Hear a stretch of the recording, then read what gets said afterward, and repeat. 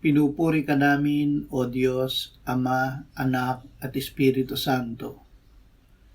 Salamat, Ama, na ibinigay mo sa amin si Jesus na iyong anak, na namatay para sa aming kasalanan, iyong muling binuhay, iniakyat at iniluklok sa iyong kanan sa langit.